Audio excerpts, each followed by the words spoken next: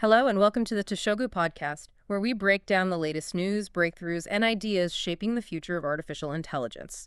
Today, we're going to explore the hidden financial infrastructure that is quietly taking over the AI race, why the biggest advantage you can build isn't actually a new model, and how the future of AI hinges entirely on what we don't let it do. Let's begin.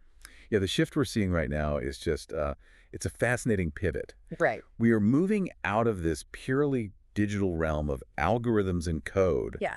and plunging headfirst into something incredibly physical and foundational. Which is something you don't really notice if you're just, casually following the daily news cycle. Like, the industry obsession is almost entirely focused on its latest frontier models. Oh, for sure. Everyone is constantly waiting for the next big release from OpenAI or Google or Anthropic. Exactly.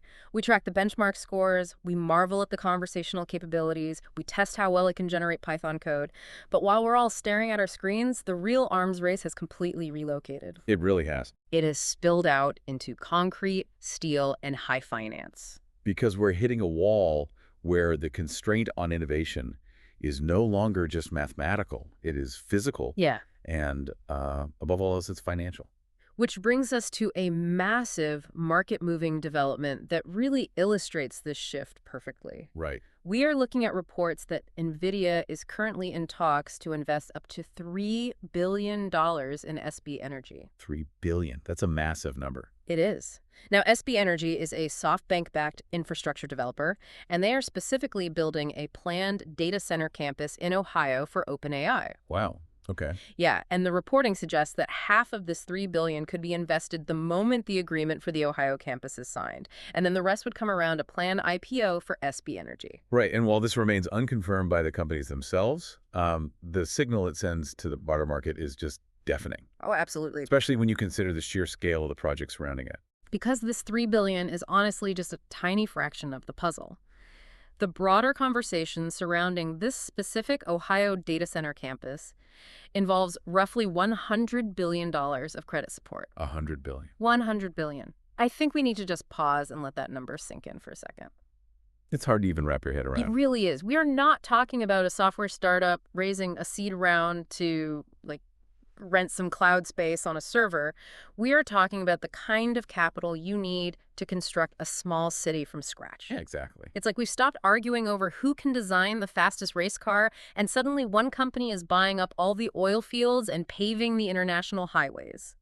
I mean, why is a chip maker like NVIDIA suddenly acting like a massive Wall Street infrastructure bank? If we connect this to the bigger picture, NVIDIA's strategic evolution here is actually quite brilliant. How so? Well, they're recognizing that they can no longer function merely as a hardware supplier.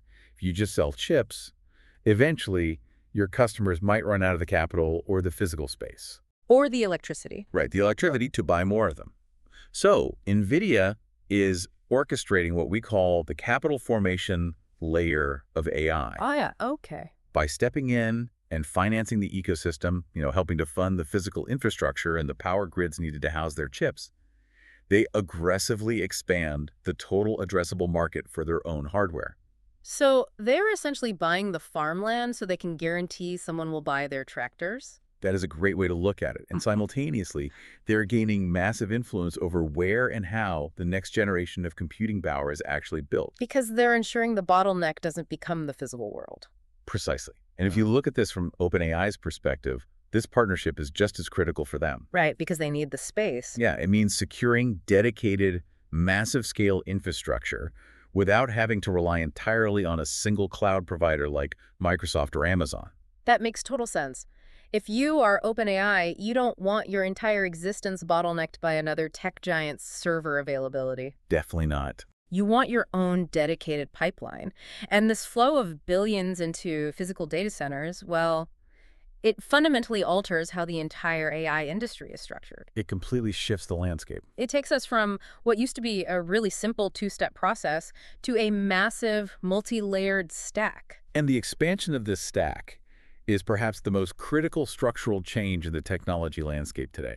I mean, it entirely redefines who can compete and how they compete. Let's map this out, because the AI stack has radically expanded. A few years ago, it was simple, right? Yeah, very simple. You had a model and you built a product on top of it. Yeah. Model to product, that was it. But now, that stack has exploded downward into this incredibly complex 7-layer chain. 7 layers. Yeah, it starts at the very bottom with capital, then energy, then compute, then the model, then a control layer, then the product, and finally, distribution. And that downward explosion into capital, energy, and compute, it just changes the nature of competition. The tech giants, OpenAI, NVIDIA, Microsoft, Amazon, Google, Meta, they're no longer just competing on who has the cleverest algorithm. Right. They are competing on capital intensity. They're competing on who can secure the energy access to power these massive grids and who controls the physical infrastructure. Okay, let's unpack this, because if I'm listening to this right now and I'm an everyday builder, an entrepreneur, or I'm running a mid-sized tech company, I'm feeling a little bit of existential dread. I can imagine. Right. If the game now requires $100 billion credit lines, securing massive industrial power grids, and negotiating with international sovereign wealth funds, isn't it just game over for anyone who isn't a trillion-dollar tech giant? That's a fair point to make. I mean, how can a smaller company even survive in a market that is this unbelievably top-heavy? It is a very valid concern, but I want to reassure anyone building in this space, it is only game over if you try to play their game. Okay, so what's the alternative? The absolute wrong move for a smaller company is to try and imitate this capital intensity. You simply cannot outspend what we call the hyperscalers. Meaning those massive global cloud providers like Amazon Web Services or Google Cloud or Microsoft Azure. Exactly. You can't outspend them on compute or energy. It's a losing battle. Mm-hmm. The winning move is to go in the exact opposite direction. Oh, interesting. Yeah, you have to look at that 7-layer stack and realize that the bottom layers, capital, energy, compute, and even the models themselves, they're becoming commoditized utilities. Oh, I see. Just like you don't try to compete with the local power company by building your own nuclear reactor in your backyard. Exactly. So just plug into the wall and focus on what you're building with the electricity. Because smaller companies cannot win the infrastructure war, their only path to immense value creation is to completely detach their value from the models themselves. So they have to assume the models will be interchangeable. Yes, exactly. This leads us directly to the strategy of model portability. Model independence. This is such a crucial concept. It really is. As a business, you need to own the layer that is closest to the customer. You need to own the workflow, the product experience, the trust, and the accumulated user intelligence. And you have to build your product architecturally so that it can seamlessly switch out the underlying AI models without the user ever noticing a hiccup. I'd love to break down the how here. Like, if I'm building an app, how do I actually make it so the models are interchangeable in real time? It's not magic, right? Not at all. Use something called an API gateway or the middleware layer. Okay. Think of it as a highly intelligent traffic cop standing between your user and the AI models. When a user asks a question or triggers a task, the traffic cop looks at the request and evaluates a few things in real time. What kind of things?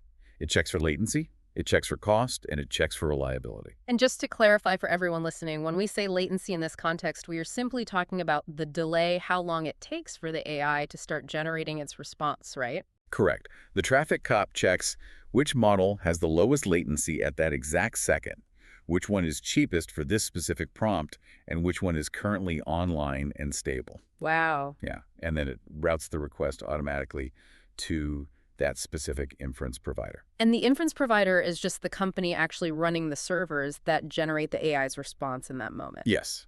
So one moment, your system might be routing a complex reasoning task to OpenAI because it needs high intelligence. Right.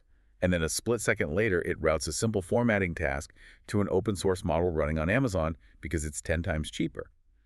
The user never knows the difference. Here's where it gets really interesting. Yeah. Because if we use an analogy, it's exactly like running a high-end restaurant. Think about it. I like this. Your customers do not care which specific farm grew the tomatoes you use in your sauce. They care about your recipe, they care about your kitchen's workflow, the ambiance of the dining room, and the overall experience you provide. Exactly. The AI model in this scenario is just the tomato farm. It should be entirely replaceable. Yep. If one farm raises its prices or has a bad crop, you just buy tomatoes from the farm down the road. The restaurant itself, the experience, and the recipe is your moat. That's spot on.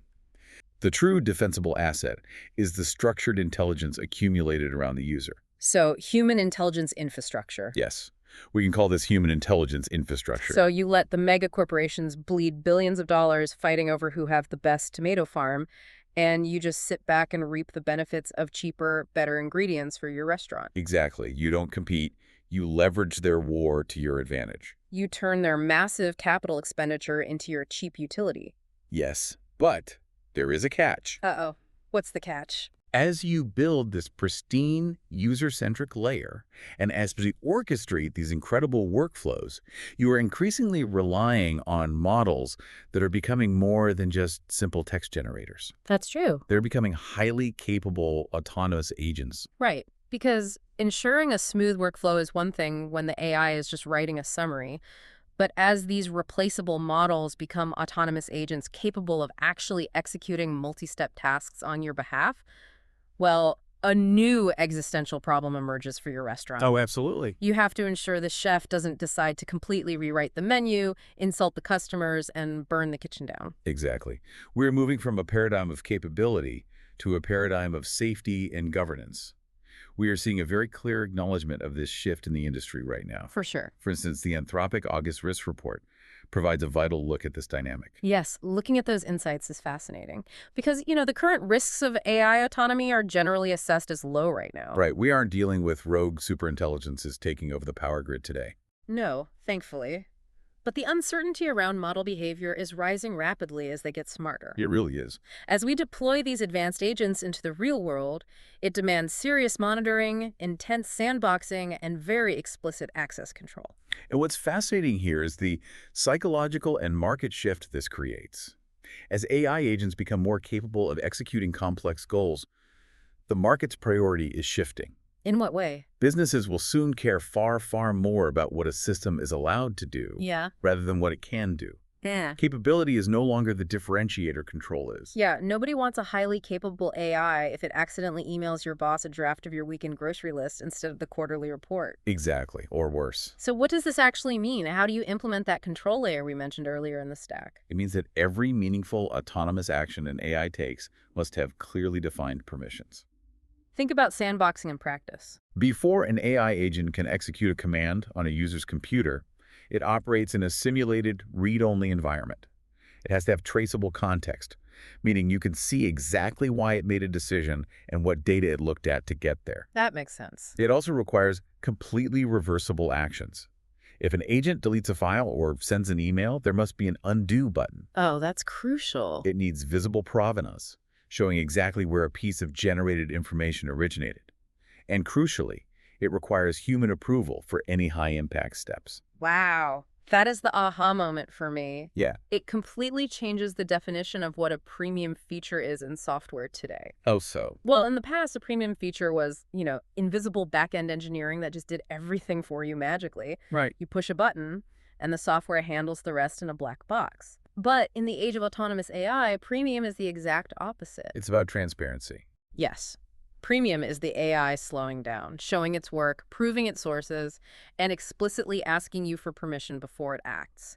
It's about empowering your critical thinking, not replacing it. This raises an important question. How do you maintain trust when you are dealing with a system that can simulate intelligence so convincingly? That's the million-dollar question. The answer is transparency and boundaries. When you are building that human intelligence infrastructure we talked about earlier, when you're asking a user to trust you with their ideas, their expertise, their business workflows, you just cannot introduce an unpredictable, unconstrained agent into that environment. Because the moment the AI does something inexplicable or ruins a workflow, that trust is shattered. Instantly. And if trust is your only moat against the infrastructure giants, losing it means losing everything. Controlling the model, sandboxing it, restricting its autonomy, and keeping human intelligence firmly in the driver's seat is precisely how you maintain the trust required to build that ultimate defensible moat. You have to protect the user. Exactly. You are telling the user, we have access to the most powerful, capable models on Earth, but we have built a fortress around them to ensure they only serve your specific intent. Right. That is what users will pay for. They won't pay for raw compute. They will pay for controlled, reliable, and safe execution. It really paints a clear picture of the future. The infrastructure layer, the concrete, the cooling systems, the energy grids, and the billions in financing. It's getting larger, more expensive, and far more concentrated in the hands of a few. Unbelievably concentrated. But the application layer, the part that actually touches the human being, must become more flexible, more transparent, and entirely focused on protecting and elevating human intelligence. It is a fascinating dichotomy. The physical world of AI is consolidating, while the application world must remain fiercely independent and user-centric. It has to be. If you are building today, your mandate is clear. Build your product so the underlying model can change on a whim, but the human intelligence accumulated within your system can never leave. Which leaves us with a fascinating and maybe slightly provocative thought to ponder long after we wrap up today. Oh, what's that? If we really are heading toward a future where these massive AI models become completely commoditized utilities, just like electricity or water, and the physical computing power is owned by a tiny handful of mega financiers pouring hundreds of billions into infrastructure. Yeah. Does that mean true human creativity, our unique perspectives, and structured human intelligence are destined to become the only genuinely scarce and therefore the absolute most valuable resources left in the digital economy? Wow. It's something that fundamentally changes how we view our own value in an AI-driven world. That's all for today's episode of the Toshogu Podcast. If you enjoyed it, like this episode, subscribe, and join us next time for the latest in AI. Until then, keep building what outlives you.